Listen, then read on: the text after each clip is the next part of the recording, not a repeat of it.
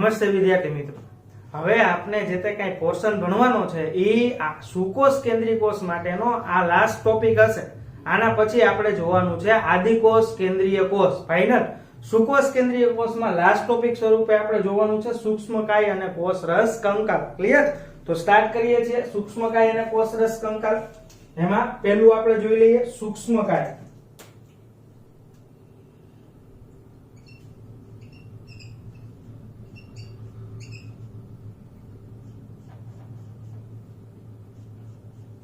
આમ તો બહુ નાનો ટોપિક છે ટેક્સ્ટ બુકમાં, પણ આપણે થોડુંક ઇલોબરેટ કરશે આમાં, જેથી કરીને તમને સૂક્ષ્મકાય છે એના એક્ઝામ્પલ પૂછે તો એ ઈઝીલી આવડી જાય. ફાઇનલ?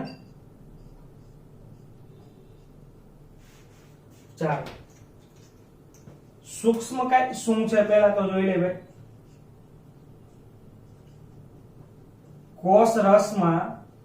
કોષરસમાં હાજર એક પટલ ધરાવતી સૂક્ષ્મ પુટિકીય રચનાને શું નામ આપશો ભાઈ તમે? તો કે એને કહેવામાં આવે છે સૂક્ષ્મકાય. ફાઇનલ?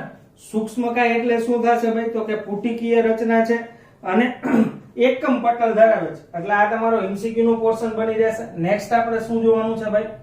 તો કે સૂક્ષ્મકાય પોતાનામાં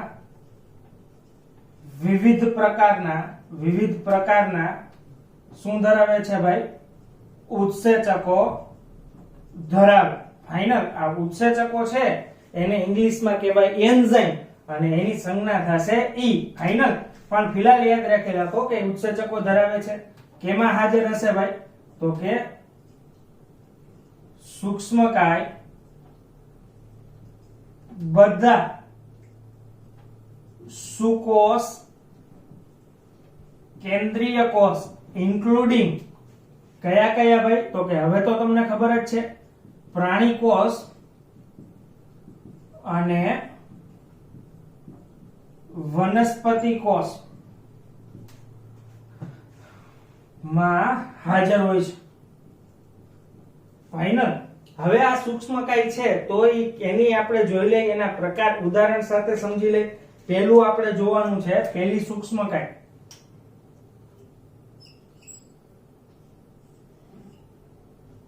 એ કઈ હશે ભાઈ? તો કે એ હશે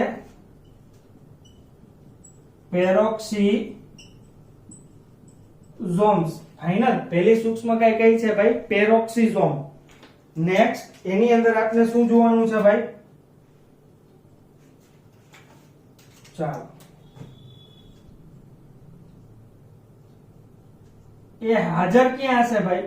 તો કે પ્રાણી પ્લસ વનસ્પતિ કોષ બંનેમાં એ હાજર જોવા મળે છે. કાર્ય આપણે જોઈ લઈએ ભાઈ, એનું કાર્ય.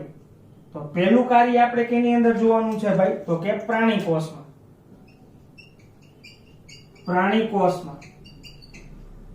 એનું કાર્ય શું હશે ભાઈ? તો કે તે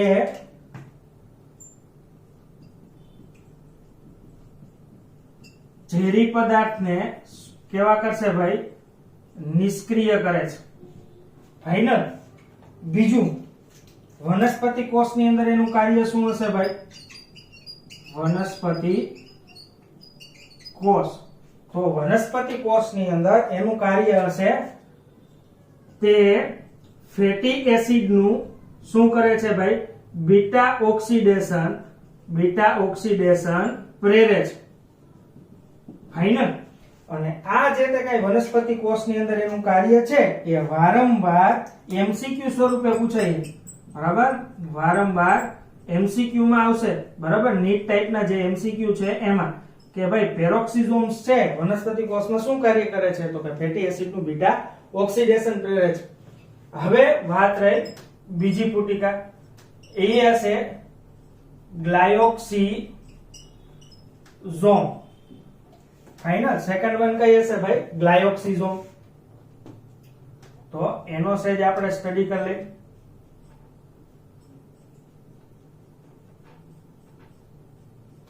ચાલો, આ ગ્લાયોક્સિઝોમ કેની અંદર હાજર હશે ભાઈ?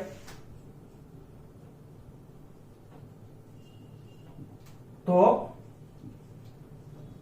વનસ્પતિ કોષ અને આપણે જ્યારે વાત કરીએ છીએ સુકોષમાં તો એમાં વનસ્પતિ કોષ, પણ અપવાદ સ્વરૂપે કેમાં ભાઈ? તો કે કેટલીક ફૂગમાં પણ કેવું હશે ભાઈ? હાજર છે. ફાઇનલ.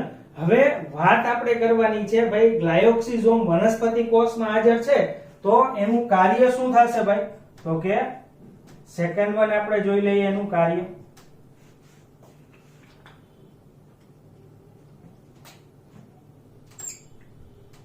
તે વનસ્પતિ કોષમાં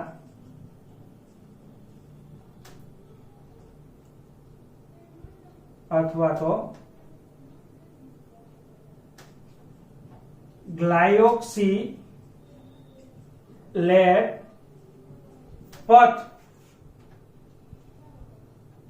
માં ભાગ ભજવે છે. બરાબર? ગ્લાયોક્સિલેટ પથની અંદર ભાગ ભજવે છે. ઇટ મીન્સ શું થશે ભાઈ? તો કે એનો મતલબ એવો થશે કે અદ્રાવ્ય જે તે કઈ ચરબીનો ભાગ છે એને કેમાં રૂપાંતરિત કરે છે ભાઈ? તો કે દ્રાવ્ય કાર્બોદિતમાં. કેમાં ભાઈ? તો કે દ્રાવ્ય કાર્બોદિત છે એની અંદર રૂપાંતરિત કરતો જે તે કઈ પાથ છે શું કહેશો ભાઈ? ગ્લાયોક્સિલેટ પાથવે. અને આ ગ્લાયોક્સિલેટ પાથવે કેની અંદર થશે ભાઈ? ગ્લાયોક્સિઝોમ ની અંદર થાય છે. તો અગેન અહીંયા જે તે કઈ કાર્ય છે ઈ પણ કેવું આવશે ભાઈ? એમસીક્યુ માટે યાદ રાખી લેજો, જે પણ વારંવાર પૂછાય છે એક્ઝામ ની અંદર. ફાઇનલ. અહીંયા વનસ્પતિ કોષમાં બીટા ઓક્સિડેશન પણ પ્રેરે છે અને હજી એક વધારેનું યાદ રાખી લેજો ભાઈ, પ્રકાશ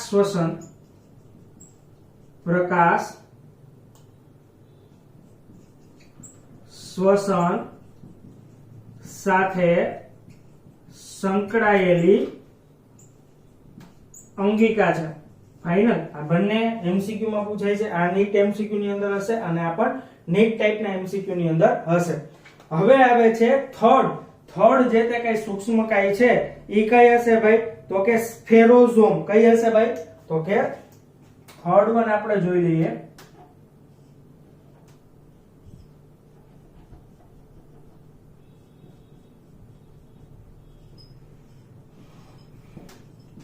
સ્ફેરોઝોમ. ચાલો, સ્ફેરોઝોમ છે એનું કામકાજ શું હશે અને કેની અંદર હાજર હશે?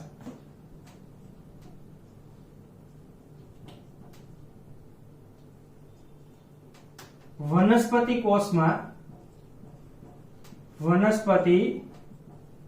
કોષમાં એ હાજર હશે અને સેકન્ડ વન આપણે જોઈએ છીએ એનું કાર્ય. ચાલો, એનું કાર્ય શું હશે ભાઈ? તો કે લિપિડનું સંશ્લેષણ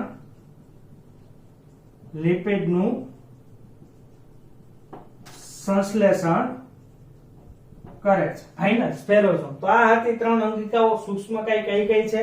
પેરોક્સિઝોમ, ગ્લાયોક્સિઝોમ અને સ્ફેરોઝોમ. ફાઇનલ. નીટ ની અંદર તો આપણે આને બહુ ડિટેલ ની અંદર સમજવાનું છે, પણ ફિલહાલ યાદ રાખજો આટલા એના કાર્ય છે. આ જે તે કઈ ટોપિક છે એટલા માટે કરાવેલા છે, એનસીઈઆરટી માં આપેલા નથી, પરંતુ એનસીઈઆરટી ટાઈપના જે તે કઈ એમસીક્યુ છે એ એમસીક્યુ કઈક આવી રીતના નીકળે છે, એટલા માટે તમારે પ્રિપેર કરવા જરૂરી છે. હવે અહીંયા આપણું સૂક્ષ્મકાયનો પોર્શન છે એ પૂરો થઈ જાય છે. ત્યારબાદ આપણે જોવાનું છે કોષ રસ કંકાલ. નેક્સ્ટ આપણો ટોપિક છે કોષ રસ કંકાલ.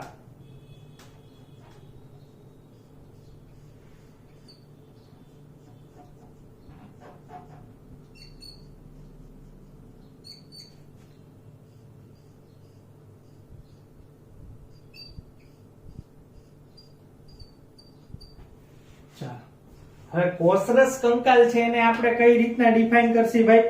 તો કે એના માટે આપણે જોવાનું છે કોષરસ ની અંદર બેઝિકલી કોષરસમાં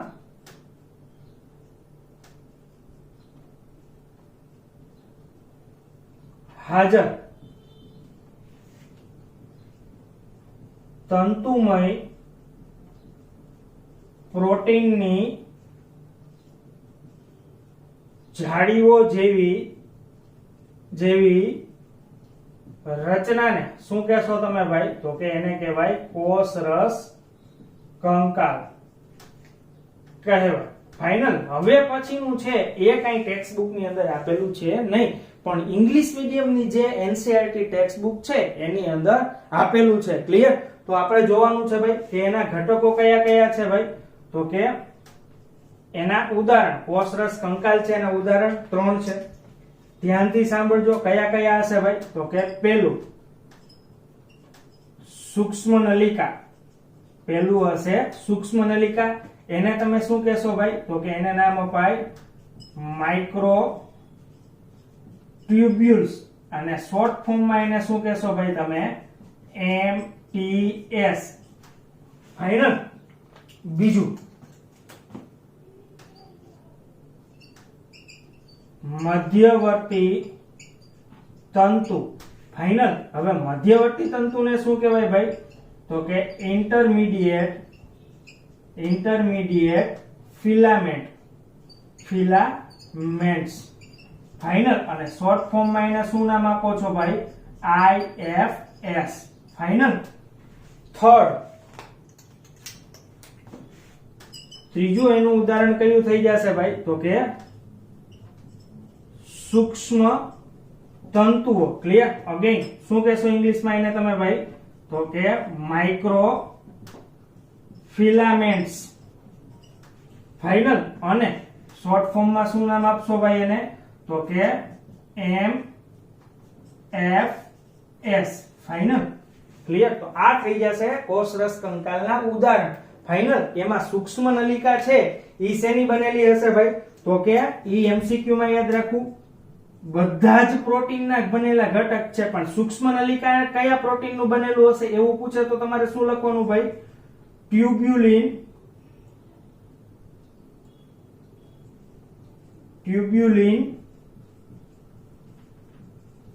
પ્રોટીનની બનેલ હોય છે. જ્યારે સૂક્ષ્મ તંતુ માટે પૂછે તમને તો તમારે શું કહેવાનું છે ભાઈ? તો કે એ એક્ટિન પ્રોટીનના બનેલા હોય છે. ફાઇનલ. હવે આ કોષરસ કંકાલ છે એનું કાર્ય આપણે જોઈએ ભાઈ.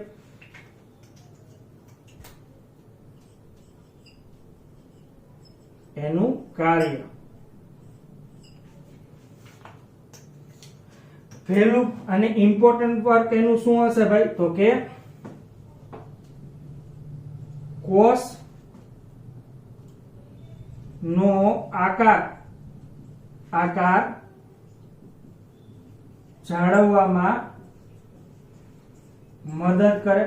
પછી નેક્સ્ટ એનું કાર્ય શું હશે ભાઈ? તો કે કોષની ચલિતતા માટે કેવું હશે ભાઈ? જવાબદાર છે. અને થર્ડ વન કોષને શું કરે છે ભાઈ? આધાર આપે છે. આ 3 થઈ જશે એના કાર્ય. આ આપણો જે ફર્સ્ટ ટોપિક હતો એ કયો હતો? સૂક્ષ્મકાય. અને સેકન્ડ વન ટોપિક છે એ કયો હતો ભાઈ? કોષરસ કંકાલ. ફાઇનલ. બંને ટોપિક છે એ બહુ ઇમ્પોર્ટન્ટ વન છે, બરોબર. એની થિયરી એનસીઈઆરટી ની અંદર બહુ જાજી આપેલી છે નહીં. ફિલહાલ આપણે સૂક્ષ્મકાય અને કોષરસ કંકાલ છે ને અહીંયા સુધી રાખીએ છીએ. તમારે યાદ રાખવાનું છે કે હવે માત્ર આ ચેપ્ટરનો સુકોષ કેન્દ્રીય કોષ છે એ કમ્પ્લીટ પૂરો થઈ ગયો છે. હવે પછીનો જે આપણે કોર્સ જોશી, જે લેક્ચર જોશી, એની અંદર આપણે જોવાનું છે આદિકોષ કેન્દ્રીય કોષ. ફાઇનલ. જે આપણે ફ્રોમ બિગિનિંગ થી સ્ટાર્ટ કરશું અને એન્ડ સુધી એને લઈ જશે, ત્યારે આ ચેપ્ટર છે ફાઇનલી આપનું ફિનિશ થઈ જશે. ક્લિયર? તો સૂક્ષ્મકાય અને કોષરસ કંકાલ છે, બરાબર, એને લગતો ટોપિક ને આપણે અહીંયા સુધી રાખીએ છીએ. આઈ હોપ કે તમને આખો ટોપિક છે એ સરસ રીતના સમજાઈ ગયો હોય. અને finally thank you very much.